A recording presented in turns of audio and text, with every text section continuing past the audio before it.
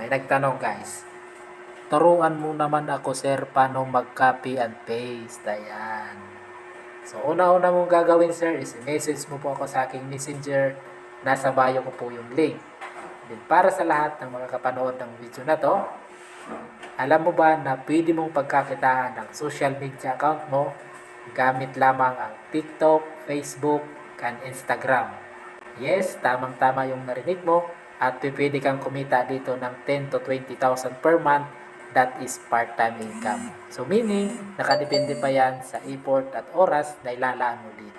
At ang gagawin lang natin dito is magka-copy and paste, magre-reply sa ating local and then international na client, script is provided na.